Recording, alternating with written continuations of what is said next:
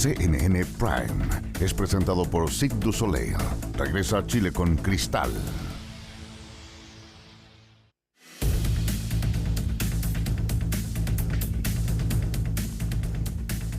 Hola, ¿cómo están? Bienvenidas, bienvenidos a CNN Prime de este día lunes, un lunes en que vamos a estar aquí en el estudio con la exmiembro del Consejo de Defensa del Estado, me refiero a María Inés Horvitz, muchísimo que conversar y también es lunes de tolerancia cero, así es que la semana política comienza ahora y también nuestros titulares. Por 131 votos a favor y una abstención, la Cámara de Diputados aprobó la segunda acusación constitucional contra la expulsada ministra de la Suprema, Ángela Vivanco. Los diputados que van a exponer el libelo en el Senado son los oficialistas Daniel Melo, Lorena Fríes y Lorena Pizarro. En tanto, la Cámara va a votar mañana la acusación en contra de Jean-Pierre Matos. El cuarto juzgado de garantía de Santiago acogió la querella presentada por ex intervinientes del caso Penta, SQM y Cascadas en contra del ex fiscal metropolitano Oriente Manuel Guerra. Los querellantes acusan eventuales irregularidades en la tramitación final de dichas causas. Esto luego de que se revelaran los chats entre el ex persecutor y el abogado Luis Hermosilla. En temas internacionales, China desplegó una serie de ejercicios militares en torno a Taiwán. Esto como advertencia tras el discurso del presidente de la isla, quien aseguró que, comillas, mantendrá su compromiso de resistirse a la anexión o usurpación. El Ministerio de Defensa taiwanés condenó el hecho y lo calificó como un comportamiento irracional y provocador. Y en el deporte, Ricardo Gareca aclaró que no conoce los motivos personales que llevaron a Carlos Palacios a salir de la concentración de La Roja. El técnico de la selección chilena señaló que quizás la cabeza del delantero de Colo-Colo no está donde tiene que estar. Todo esto y mucho más, porque aquí comienza CNN Prime.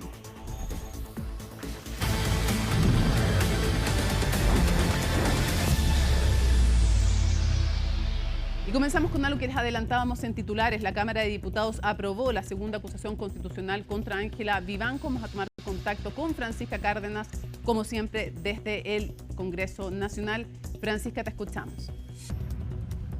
Hola Mónica, muy buenas noches. Y casi unanimidad en esta acusación constitucional, esta segunda acusación en contra de la destituida ministra Ángela Vivanco, que se aprobó durante esta jornada por 131 votos a favor, ninguno en contra y solamente una abstención de la diputada María Luisa Cordero, que argumentaba que ya hay otra acusación, esta que se aprobó la semana pasada por parte de los diputados y que se comienza a ver mañana el debate en la Cámara Alta, en el Senado, en contra de la destituida ministra Ángela Vivanco. ¿Qué va a pasar mañana también? Va a comenzar todo el debate en torno a dos acusaciones en el Senado por parte de los senadores, de la que es en contra del ministro Sergio Muñoz y también en contra de la ministra Ángela Vivanco, la ex ministra, y se va a hacer todo un debate primero en torno a los libelos, a estas acusaciones. Se va a dividir la votación también para el miércoles. El miércoles ya se estarían votando estas dos acusaciones y también van a exponer los diputados que van a ser los, digamos, acusadores, en este caso 3 diputados, 3 jefes de bancada de la oposición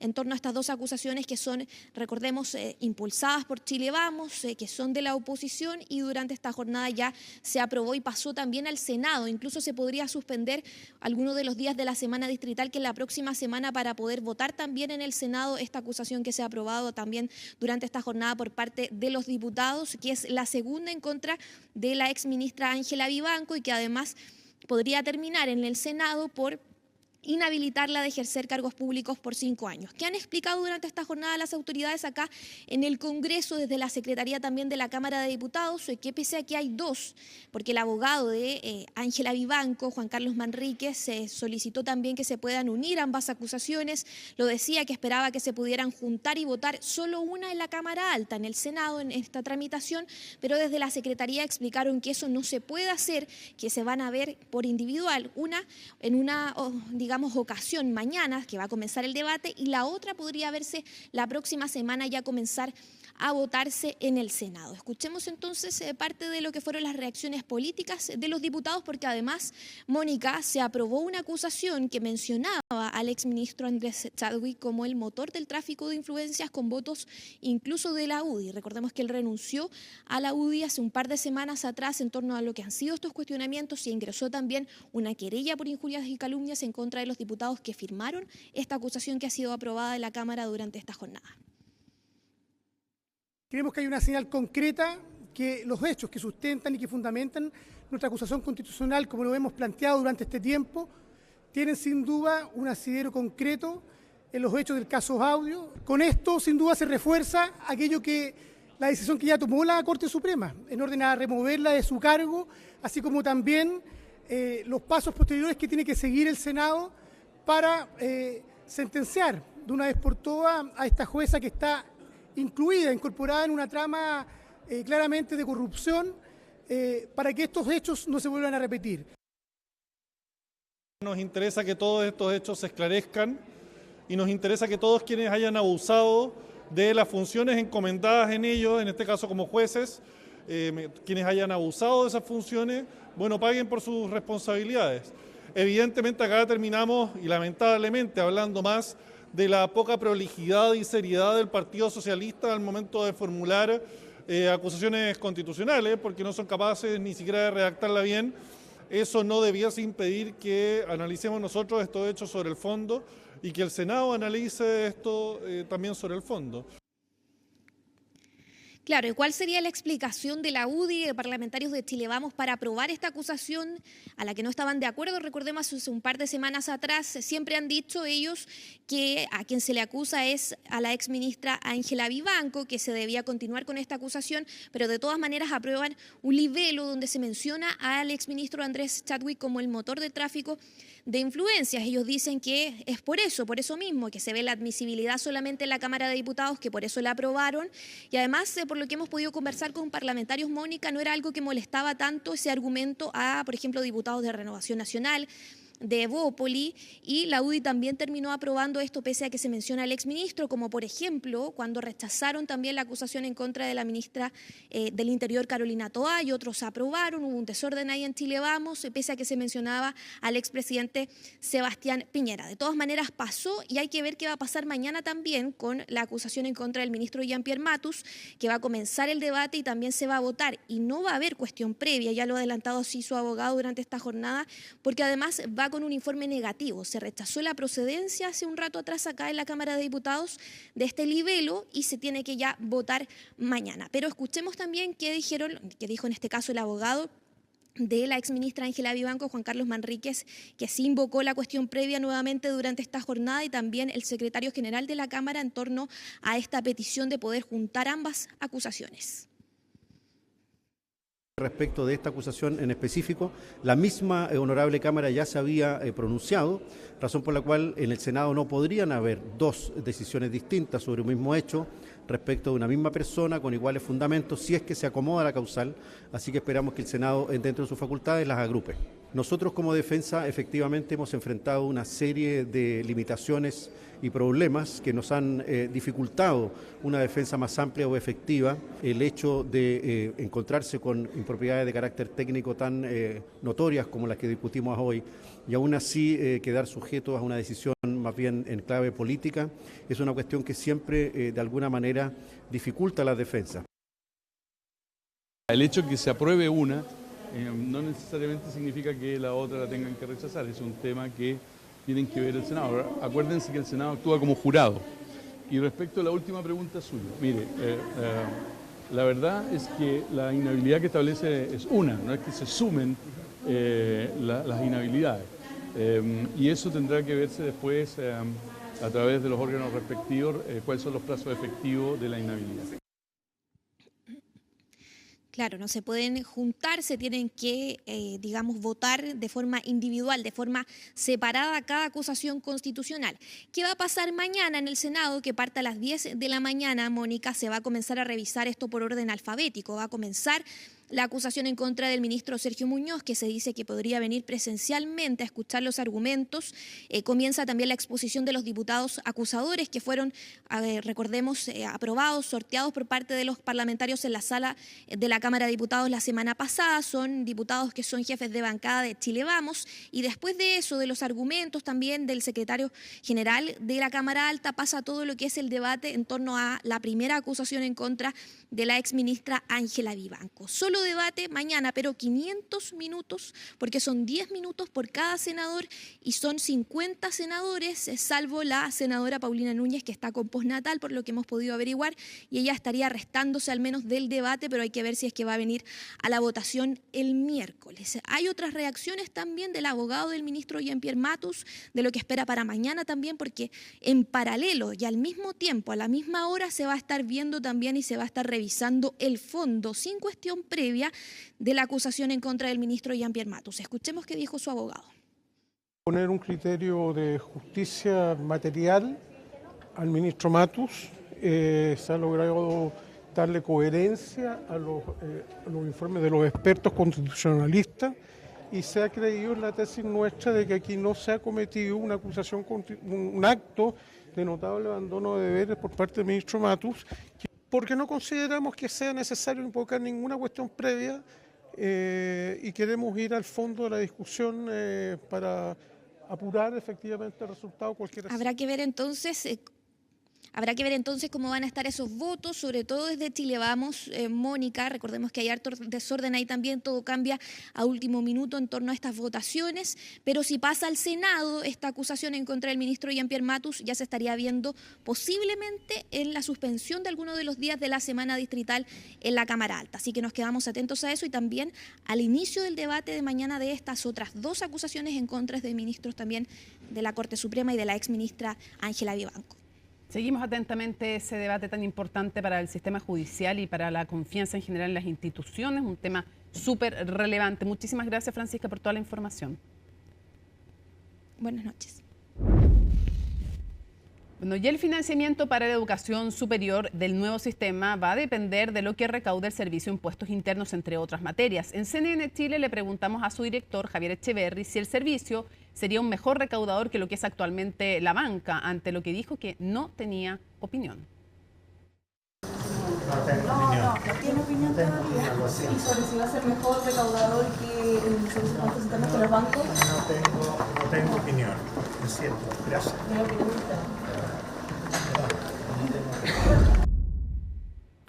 Bueno, y en otras materias, el Ministerio Público solicitó arraigo nacional y firma quincenal para los tres generales en retiro, Ricardo Yáñez, Mario Rosas y Diego Late, tras retomar la formalización por omisión de apremios ilegítimos en el estallido social. La Fiscalía argumentó que los imputados ya no están en el ejercicio de su cargo y han tenido una defensa activa. Otros querellantes solicitaron prisión preventiva. La nota es de Estefanía Bustamante. Las querellantes compartirán la misma solicitud de regímenes cautelares o habrá solicitudes distintas. Es la pregunta que rondó durante los 12 días que estuvo suspendida la formalización a los generales en retiro Ricardo Yáñez, Mario Rosas y Diego Olate, los tres imputados por delitos omisivos de apremios ilegítimos durante el estallido social. Fiscales, ustedes tienen la palabra. Muchas gracias, Su Señoría. Su Señoría, como nosotros anticipamos, el Ministerio Público va a solicitar que se imponga como medidas cautelares a los tres imputados la medida de arraigo nacional y la medida de firma con periodicidad quincenal en dependencias del Ministerio Público correspondiente al domicilio de los imputados. Arraigo nacional y firma quincenal solicitó la Fiscalía, a diferencia de otros querellantes que pidieron la prisión preventiva, medida que no se justifica según el Ministerio Público, ya que todos están fuera de la institución y han mantenido una defensa activa. La circunstancia de que los imputados se han mantenido ligados a la investigación, a juicio del Ministerio Público, satisface una de las finalidades esenciales de las medidas cautelares, que se traduce justamente en que se encuentren disponibles para los actos de la investigación. No han colaborado con la investigación y el hecho de que no colaboraran, que no participaran, que no prestaran testimonio y que muchas veces, como el general Yáñez, incluso estando de director general de una institución, dilató la idea de ir a declarar y una serie de situaciones que fueron justamente impidiendo un acceso oportuno. Acceso oportuno a una causa iniciada en 2021 y donde dos de los tres imputados, Ricardo Yáñez y Diego Olate, han guardado silencio. Pese a lo solicitado por varios querellantes, la Fiscalía llegó a un acuerdo con las defensas para no solicitar la medida más gravosa. Yo de la fiscal Chong tengo la mejor opinión, encuentro que ha hecho un buen trabajo, discrepo de ella por supuesto, del fondo, pero me parece un buen trabajo, se entendió y ahora esperamos nosotros hacer también un buen trabajo para que se entienda lo que vamos a decir. Como en causas de una índole mucho menor, relativa a temas pecuniarios, digamos, ha solicitado prisión preventiva, habríamos esperado que en este caso de graves violaciones a los derechos humanos el estándar hubiera sido similar.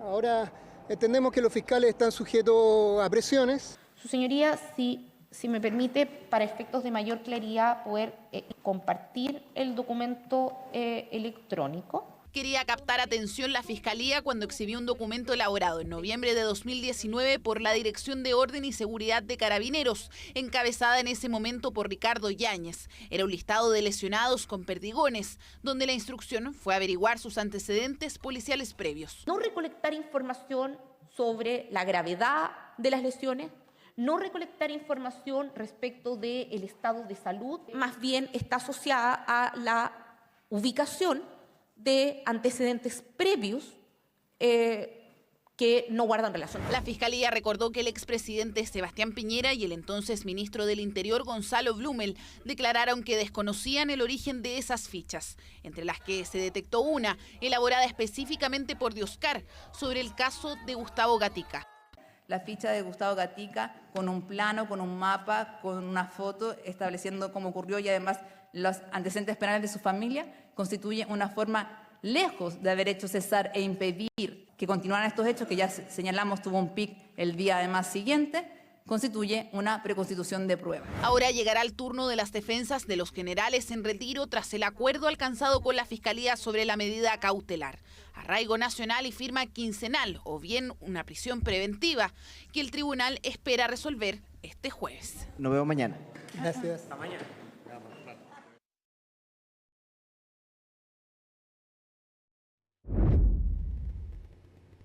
Ya lo habíamos anunciado, nos acompaña María Inés Horvit, exmiembro del Consejo de Defensa del Estado y además querellante ahora en contra junto con el abogado Daza de Manuel Guerra. Muchísimas gracias por estar con nosotros, María Inés. A ti, Mónica, y muchas gracias por la invitación.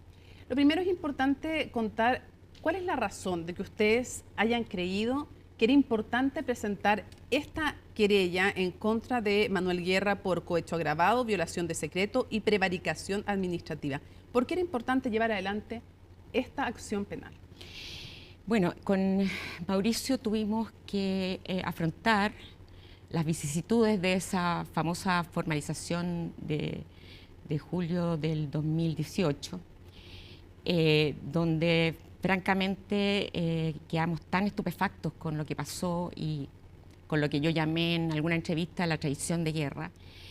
Y además me parece tan absolutamente grave lo que hizo este señor, porque no solamente es un problema individual de su conducta punible, ¿no? Que a mí me parece que es totalmente punible, sino que cómo esto ha afectado, pero de una manera gravísima, a la institución del Ministerio Público. Es decir, claramente si ya uno tenía sospechas de que podía haber corrupción dentro del Ministerio Público, este caso es tan flagrantemente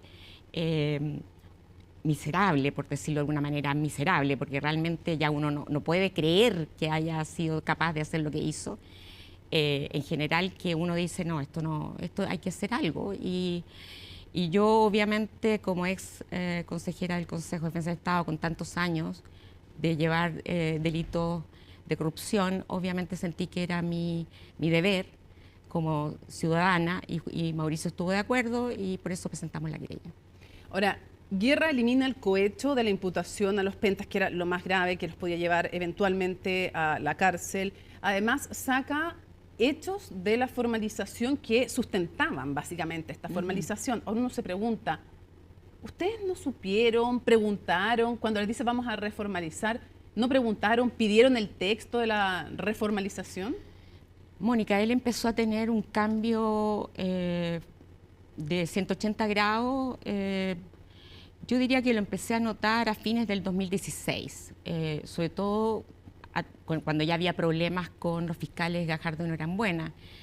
Ya empezaban a haber varios problemas y yo estuve fuera de Chile durante el primer semestre del 2017 y estaba a cargo de la causa, y cuando llego y quiero pedirle audiencia para ver, bueno, vamos a ir a juicio, qué va a pasar, ya se había presentado acusación, se había solicitado la reapertura, ya no había mucho más que hacer, ahora había que hacer algo. E incluso vi la entrevista que dio a CNN contigo y Daniel, y bueno, yo estaba relativamente tranquila, pensando de que todavía faltaban algunas diligencias pedidas por la defensa, pero empiezo a notar paulatinamente que se genera una distancia, él ya no nos concede de inmediato las entrevistas, o cuando hablamos por teléfono es muy seco. Es decir, uno empieza a darse cuenta que algo extraño está pasando. La última vez que hubo una entrevista, que no fue conmigo, sino que fue con Lupi Aguirre y la abogada procuradora fiscal de Santiago de esa época, Ruth Israel, que ahora es consejera, me dijeron que había sido tremendamente seca, fría, que no había querido entregar la formalización que iba a presentar ese día de Ustedes julio. en la querella dicen que después les manda. La Sí. presidenta del Consejo de Defensa del Estado le exige que les envíe la reformalización en que elimina el cohecho, pero ustedes se encuentran con una sorpresa después en la Sí, audiencia. pues, como no nos enviaba, entonces tuvimos que recurrir a la presidenta para que ejerciera algún tipo de presión, para que nos entregaran algo, para estar Ya, mínimamente preparado. avisados, si somos Eran por la misma querellantes, cuerda, lógico. no somos la defensa. No había caso, y yo no sé cuánto tiempo antes, pero fue muy cerca de la audiencia que él mandó un texto que no tenía nada que ver con el que presentó en la audiencia de O sea, formalización. los engañó. Por eso lo he dicho en varias ocasiones, nos engañó y además nos quiso sorprender. Fue una emboscada, yo así lo grafico, ¿no? Una emboscada. Él no quería que estuviéramos preparados, sobre todo porque especialmente le interesaba la exclusión del Consejo. Claro. Habíamos sido extremadamente duros en el tema de no ceder ante la imputación por soborno y cohecho, que además era lo que nos daba legitimación activa como Consejo. Qué fácil es que le permitía participar, ser parte querellante al Absolutamente. cohecho, porque si no los dejaba fuera, que es lo que terminó pasando. Tú hablas de esta emboscada al Consejo de Defensa del Estado. Y a los otros querellantes. Y a los otros querellantes. Nos hemos ido enterando de lo que ha pasado y quiero preguntarte que le expliques a quienes nos ven por qué ustedes acusan de cohecho a Manuel Guerra. Bueno, lo que yo siempre uso esta frase porque de alguna manera se entiende de que uno tenía ya una serie de sospechas respecto al carácter oscuro, incluso eventualmente corrupto de Guerra en esa audiencia, pero no entendía muy bien cuál era la dinámica, a quién lo había corrompido, quién le había ofrecido un beneficio, etcétera. Todo esto lo teníamos muy poco claro, pero yo siempre me quedé con esa idea. Y claro, cuando empiezan a salir todos estos chats, es decir, fue como, oh, aquí está mi respuesta, ¿no? O sea, ahora me queda clarísimo. Y entonces, a ver, el delito de cohecho consiste muy simplemente en solicitar como funcionario público, aceptar recibir un beneficio indebido de cualquier naturaleza, económico, etcétera, para infringir deberes del cargo en la imputación que le estamos haciendo nosotros, o por haber infringido los deberes del cargo. ¿Ya? Y entonces lo que le estamos imputando es que él solicitó beneficios con posterioridad a haber infringido los deberes del cargo, justamente, ¿no? Porque eso era el premio por haber favorecido, infringiendo sus deberes, a los pentas. ¿Y el premio fue? Bueno, ahí nos dimos cuenta en los chats que habían habido muchas solicitudes, por eso que hablamos de cohechos reiterados, porque basta solicitar. Aquí no es necesario ni siquiera percibir el beneficio, basta solicitar el beneficio, ¿ya? Para infringir o por haber infringido los deberes del cargo. Y aquí hay solicitudes para entrar al Consejo de Defensa del Estado, Dios mío, al Consejo de Defensa del Estado, para postular algún cargo de alta dirección pública, para entrar a la oficina de Chadwick y de Hermosilla.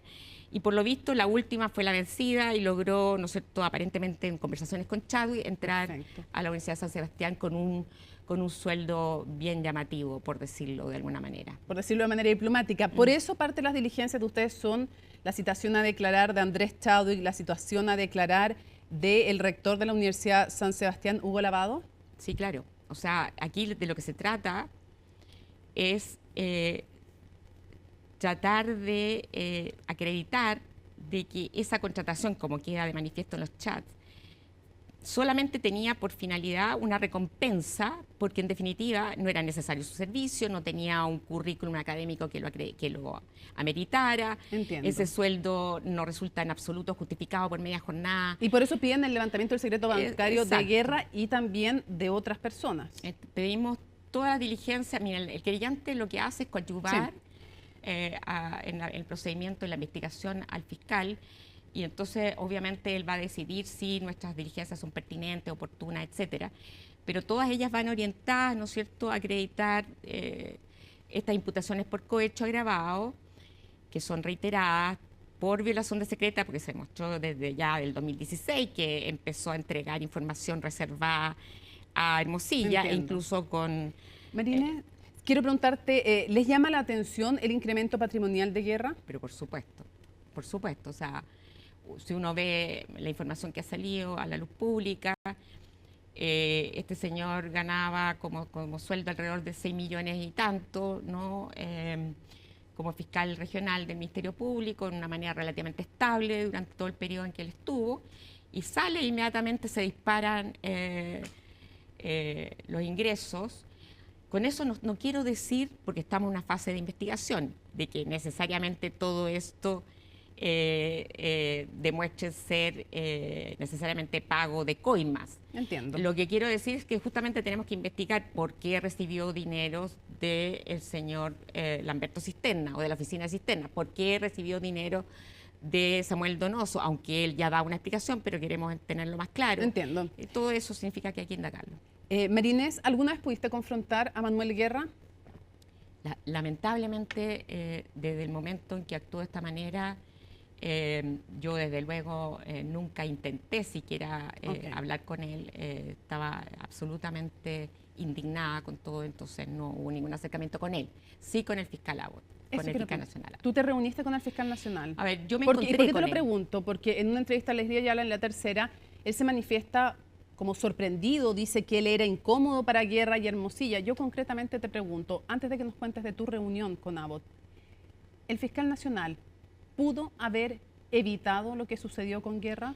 O sea, desde luego, es decir, no solamente hubo quejas formales mías y de los otros querellantes, sino que además tengo entendido que la misma jefa de la unidad anticorrupción, Marta Herrera, estaba en contra de esta fórmula que utilizó este señor.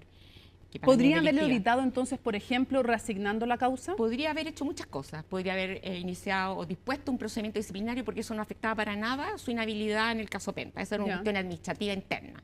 Podría haber sacado a Guerra, ¿no? Y no habríamos evitado todo lo que pasó después, con todos los sobreseimientos definitivos que tienen una explicación para mí sumamente clara hoy en día. A mí me parece que sus explicaciones son demasiado complacientes con su comportamiento, autocomplacientes, porque él como fiscal nacional pudo haber hecho mucho más para haber justamente evitado todo lo que ocurrió después. ¿Tú te reuniste con él? ¿Qué le dijiste? Es que yo no me reuní con él, yo me encontré con él en un seminario justamente que era del Consejo de Defensa del Estado. Me encuentro con él y yo le manifiesto todo esto porque yo no había tenido ocasión de hablar antes con él. Y le manifiesto mi molestia, mi indignación, cómo es posible que usted no haya hecho algo, por lo menos para indagar qué es lo que hubo detrás de esto.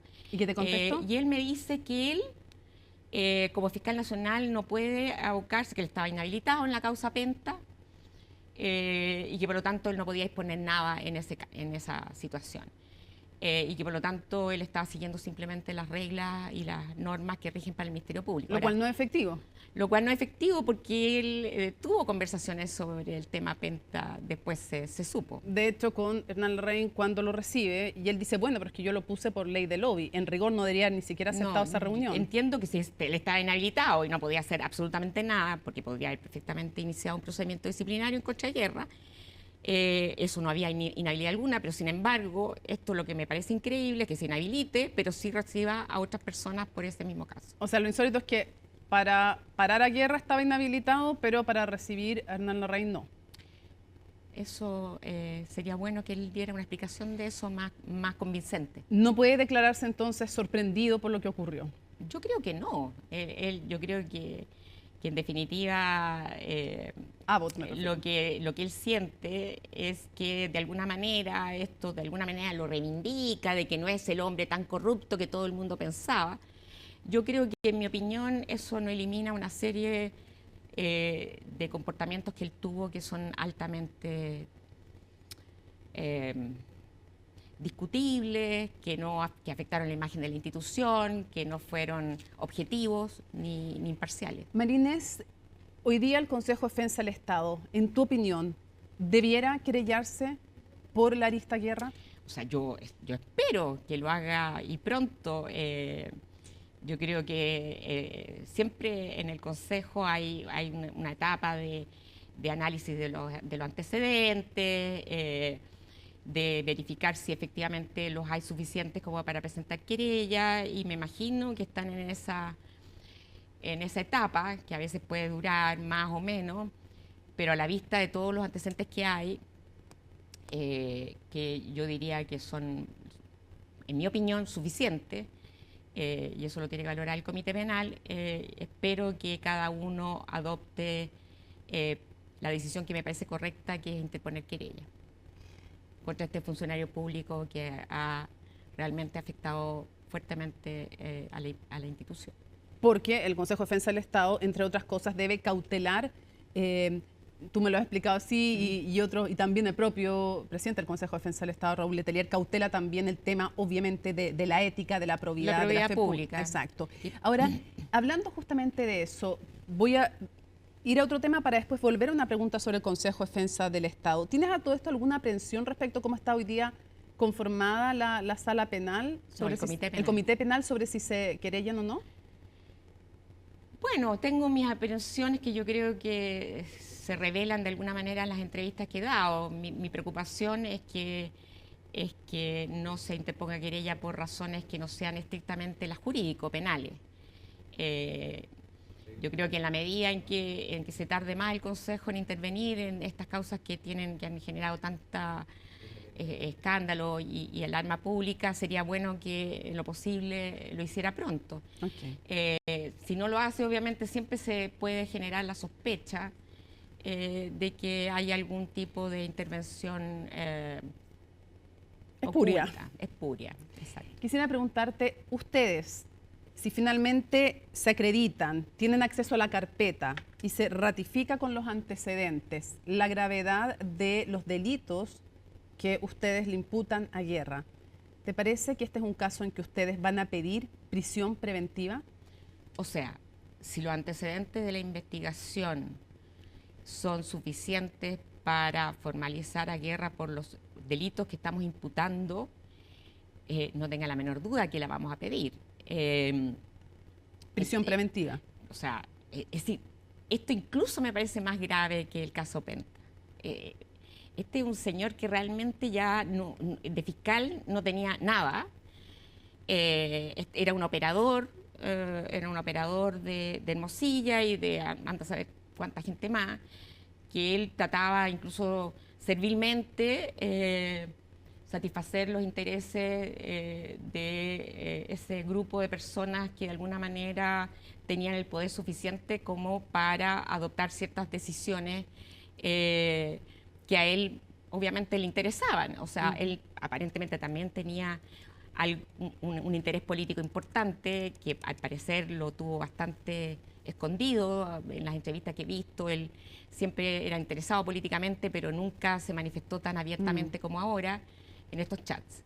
Un par de cosas, pues se va volando el tiempo y me gustaría preguntarte 40 más, pero en virtud del tiempo. Lo primero, ¿qué te parece que el fiscal nacional haya revelado ahora que tuvo una reunión después de haber asumido como fiscal nacional, o sea, después de haber sido electo como fiscal nacional, con Andrés Chadwick y con el abogado Luis Hermosilla? ¿Debió haber revelado antes esta reunión? A ver, Mónica, yo o sea, de verdad es algo que me da un poco de pena, de repente, que tantas cosas que uno ha visto y que trata de incluso de prevenir sobre la base de mi función académica, es decir, es importante hacer reformas, o sea, en el Ministerio Público también, no solo en el Poder Judicial. Es decir, el fiscal nacional normalmente es un abogado que viene del ejercicio profesional liberal, ¿no? Ha tenido casos, ha tenido intervención y es normal. Sí. Nadie está pidiendo que no haya vivido del aire. La cuestión es aquí la necesidad de que se imponga legalmente la obligación, el deber de publicar incluso en el sitio de la Fiscalía Nacional todos los conflictos de interés, todas las inhabilidades que pueda tener, ¿no? Alguien que asume un cargo tan importante y además que es unipersonal. Sí, o se sea, lo pregunté acá en una entrevista que tuvimos con el fiscal Ángel Valencia, y él dijo que, porque es un compromiso que él hizo al asumir, él dijo que el Consejo General de Fiscales había determinado que no era necesario, pero no está impedido de hacerlo. ¿Tú crees que sería importante que ahora ya el fiscal nacional publique un listado de inhabilidades? O sea, le pide consejo a su subordinado. No sé, a mí me parece que eso es un poquito ingenuo creer de que eso sea un argumento persuasivo. Ya. O sea, ¿tú crees que debiera publicar las inhabilidades? Yo creo que aquí tiene que haber reformas legales importantes. Ya, pero mientras no hayan reformas legales, ¿debiera él publicar ese listado? Debería publicarlas, desde luego. O sea, todo esto que ha hecho de primero decir que no tenía nada relevante con Hermosilla y después de a poco nuevamente, igual que la fiscal Parra, ir de agoteo, diciendo que efectivamente hubo otros chats, y sin además hacer, dejarlos, publicarlos como para que la gente, ¿no es cierto?, evalúe si efectivamente comprometen o no comprometen la objetividad de ellos, me parece un tema complejo. Debió hacerlo desde el principio. O sea, a mí me parece que ya a esta altura, si no hacemos cosas, o sea, tomamos decisiones fuertes y relevantes ya, ahora, para que la gente tenga algún grado de confianza en nuestras instituciones, simplemente esto se va a ir deteriorando cada vez más. María-Inés, entonces entiendo efectivamente que tú crees que debiera publicar inhabilidades, debiera haber dicho antes lo de las reuniones, pero una vez que le preguntan por causas, porque él dice esto fue una reunión personal, una vez que le preguntan por causas concretas, es más, que le pide que vea la posibilidad de un abreviado para el exdirector de la PDI y él dice no, véalo con el fiscal de la causa.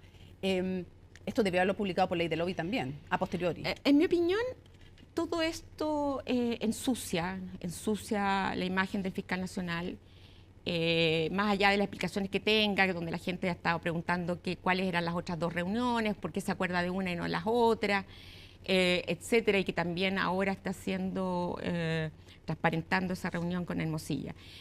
Yo igual creo que también hay una arremetida en contra de él. Yo creo que hay, y eso no me cabe la menor duda, que hay muchos intereses detrás de esta exigencia de que él renuncie, ¿no? Y que eventualmente, como decía alguien, venga, ¿no es cierto?, un Guerra 4.0, ¿no? O sea, que venga un fiscal que sea tan dócil y tan servil como Guerra.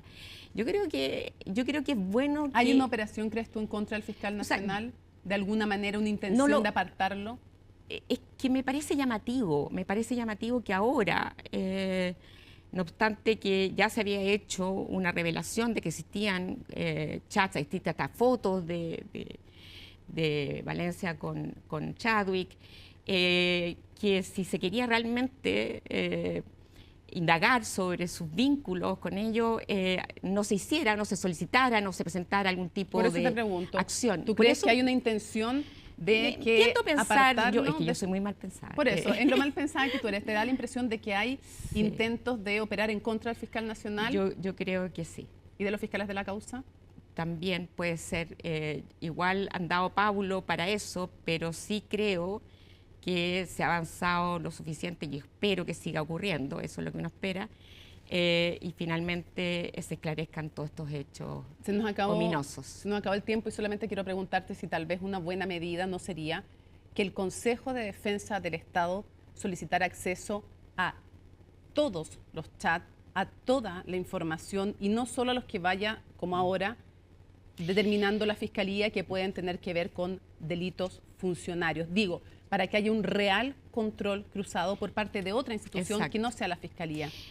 Mónica, tú lo acabas de decir. Si yo estuviera allí, yo diría que el único control sobre la actuación de los fiscales, y eso está claro, quedó claro en Penta, es el Consejo. Y por lo tanto no puede conformarse el Consejo que le entregue los chats que el Ministerio Público considere que son relevantes. Tiene que ser el propio Consejo, que además debe obviamente respetar la intimidad y el secreto profesional, pero tiene que indagar todo, porque allí, a partir de ese estudio, se puede entonces llegar a saber realmente quiénes están involucrados en hechos delictivos y no. Marina Horvitz, muchísimas gracias por habernos acompañado en CNN Prime. Gracias a ti, Mónica. Y seguimos avanzando entonces con otras materias aquí en el noticiero. Según una encuesta de Pulso Ciudadano, el 61% de las personas considera que el estallido social fue algo negativo. De esto y más lo vemos en la siguiente nota, con Macarena Román. ¿Tiene alguna palabra en que describa el estallido social? Uy, como tal vez revolucionario. Estupidez. Tuvimos una oportunidad muy grande de hacer cambios verdaderos para el país y siento que la desaprovechamos mucho.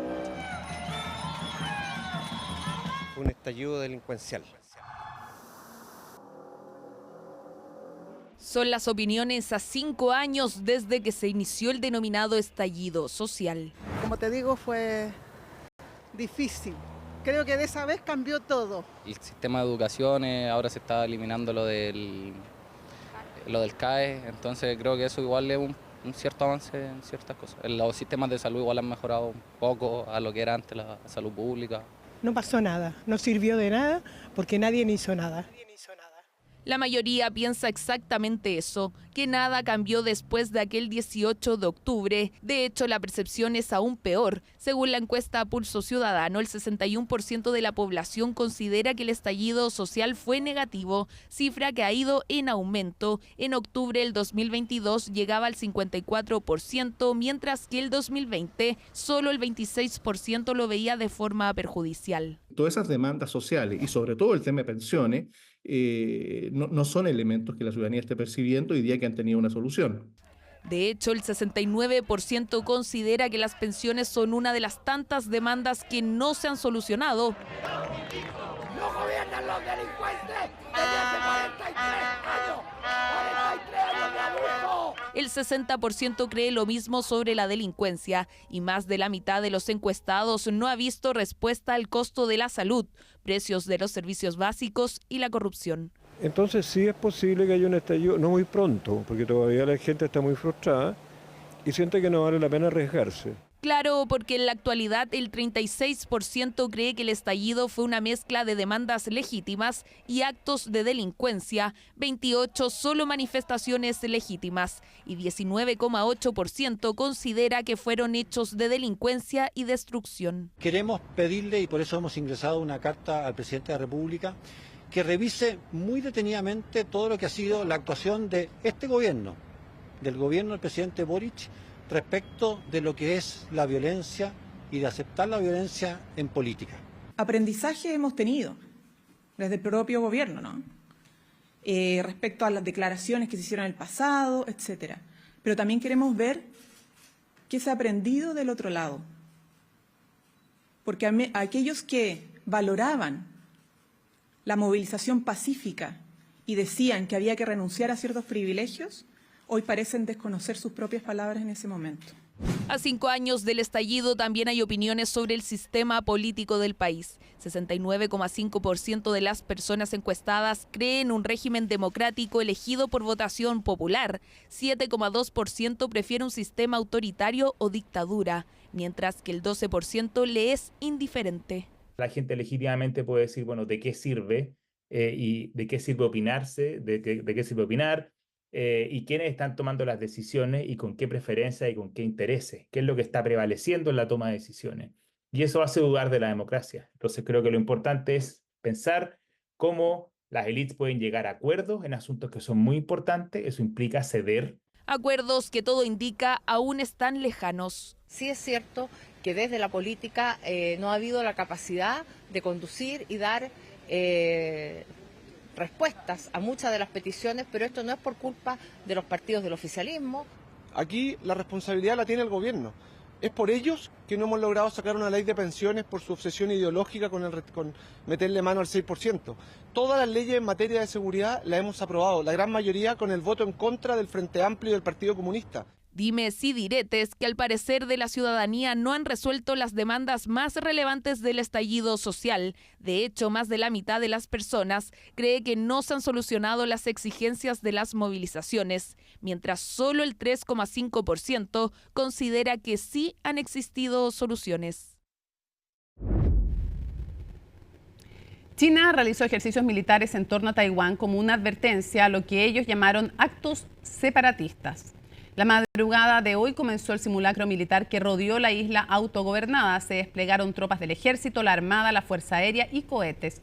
La acción responde al discurso que realizó el presidente de Taiwán, quien afirmó que mantendrá su compromiso de resistirse a la anexión o usurpación de su soberanía. Desde China consideran al mandatario como una figura separatista y una amenaza a sus intereses de reunificación. En Taiwán condenaron los ejercicios militares y los calificaron de un comportamiento irracional y provocador. Lo que puedo decirles es que la independencia de Taiwán es incompatible con la paz en el estrecho de Taiwán y las provocaciones de las fuerzas independentistas de Taiwán serán inevitablemente contrarrestadas. China siempre ha estado comprometida con el mantenimiento de la paz y la estabilidad en la región, lo cual es obvio para los países de la región. Si le preocupa la paz y la estabilidad en el estrecho, lo primero que debe hacer es oponerse a la independencia de Taiwán. Esperamos que China afronte el hecho objetivo de la existencia de la República de China y la voluntad del pueblo de un modo de vida democrático. Gaza sufrió una serie de ataques israelíes en los últimos días que dejaron decenas de muertos, como el bombardeo de un hospital. En paralelo, Israel vivió uno de sus peores ataques desde que comenzó la guerra. Laura Soto nos cuenta más.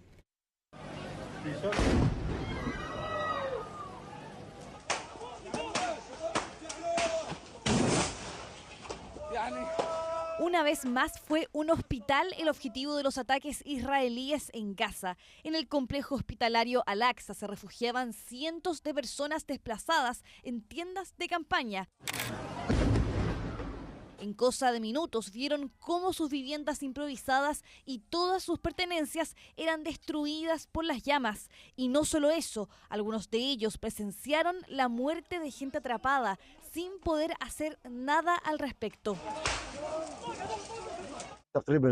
Alrededor de las 1:30 o 2 de la madrugada nos despertamos con el sonido de una enorme explosión. Fue enorme e inesperada. Pensamos que era el día del juicio final. Así lo sentimos. Salimos corriendo con lo puesto. Nada más. Todo se ha quemado, todo. Como ves, soy madre de 7 hijas. ¿A dónde voy a ir? Mi tienda de campaña se ha derrumbado, destruida. Toda nuestra ropa y pertenencias han desaparecido. El ejército israelí dijo que su objetivo fue un centro de comando de Hamás que supuestamente se encontraba ahí. Tan solo horas antes, también en el centro de Gaza y cerca del hospital, una escuela de Naciones Unidas que servía como refugio a miles de desplazados fue objeto de ataques. Más de 20 personas murieron, gran parte de ellos niños.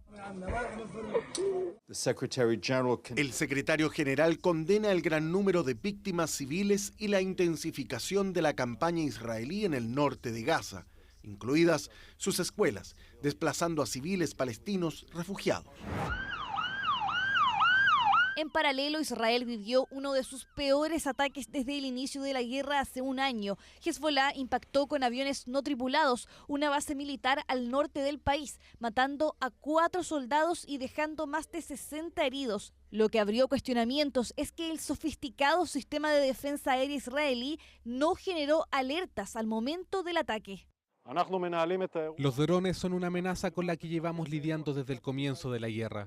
Se nos exige una mejor protección. Investigaremos este incidente, aprenderemos y mejoraremos. Nuestra misión es proteger mejor a nuestros soldados y a los ciudadanos de Israel. Netanyahu prometió seguir atacando a Hezbollah en todo el Líbano, incluido Beirut. Además, negó que las tropas israelíes estén atacando deliberadamente a las fuerzas de mantenimiento de la paz de la ONU en el sur del territorio libanés, como ha denunciado parte de la comunidad internacional. Lamentamos cualquier daño causado al personal de la Fuerza Provisional de las Naciones Unidas para el Líbano, y las fuerzas de defensa están haciendo todo lo posible para prevenir este tipo de incidentes, pero la mejor manera de garantizar su seguridad es que ésta atienda la petición de Israel y se aleje temporalmente del peligro. El primer ministro israelí insiste en la evacuación de los cascos azules, pese a la condena internacional que se ha levantado por esta situación. Ricardo Gareca respondió por la polémica salida de Carlos Palacios de la selección chilena. Todo esto en la previa del trascendental duelo ante Colombia. Los detalles con Felipe Gallardo. Lo de Carlos se podría decir fue inesperado. Nueva conferencia de Ricardo Gareca, donde el tema central fue Carlos Palacios. El jugador de Colo-Colo abandonó la concentración de La Roja este sábado y los motivos reales aún no son comunicados. No tuve la oportunidad de hablar yo con él. Le dije, bueno, si él podía llegar a las 11, tenía una determinada urgencia de que sea antes. Entonces lo mandé al profe, bueno, si era tan urgente que hablara con él. Carlos lo que manifestó, cuestiones personales más que nada. Renuncia del futbolista del Cacique a la selección chilena en plena fecha FIFA. El grupo lo tomó bien, más allá de que bueno, que estábamos ya con un viaje encima, porque son cuestiones personales. Entonces nadie sabe en profundidad porque él no explicó. La selección marcha colista de las clasificatorias y está a 6 puntos de la zona de repechaje. Al mando del Tigre solo se registran derrotas y empates por duelos oficiales. A esos números, súmele las críticas de un histórico. Todavía se puede hacer algo, todavía matemáticamente Chile no está eliminado y todavía hay muchos jugadores que le pueden dar mucho a la selección y seguramente pueden pelear mejor la eliminatoria. Pero este proceso no, si hay otro proceso seguramente estaré ahí y daré todo y seguramente pelearemos para clasificar al Mundial. Vidal tiene las puertas abiertas, o sea, cualquiera tiene las puertas abiertas, no me importa a mí, son opiniones, o sea, no... todo el mundo tiene las puertas abiertas que quiera integrar la selección, o sea, y en cualquier momento puede llegar a estar convocado. Ante Brasil no se pudo, y ahora contra Colombia es obligatorio volver a sumar, con un equipo que volverá a contar con Paulo Díaz y Eric Pulgar. Yo estoy muy mentalizado con la selección chilena, realmente, o sea, no se me cruza otra cosa que no sea sacar un buen resultado para el partido mañana. O sea, mientras yo tenga las esperanzas, tenga las posibilidades de poder ir a un mundial, es la única meta más importante y lo que vine especialmente para Chile en eso. Este martes a las 17:30 horas de nuestro país, entre la polémica de Palacios y la necesidad de ganar, La Roja saldrá a la cancha del siempre complicado Estadio Metropolitano Roberto Meléndez. Termina entonces CNN Prime, pero es momento, como cada lunes, de Tolerancia Cero. Tenemos estupendo panel listo y preparado. Alfredo Moreno, ex canciller, ex ministro del gobierno del expresidente Sebastián Piñera, Gonzalo Vinter también, diputado desde el Frente Amplio. Tenemos estupendos invitados, panel completo, así es que no se separen de nuestra compañía. Lunes 14 de octubre. Así estuvo nuestro país y el mundo. Somos CNN Chile. Buenas noches.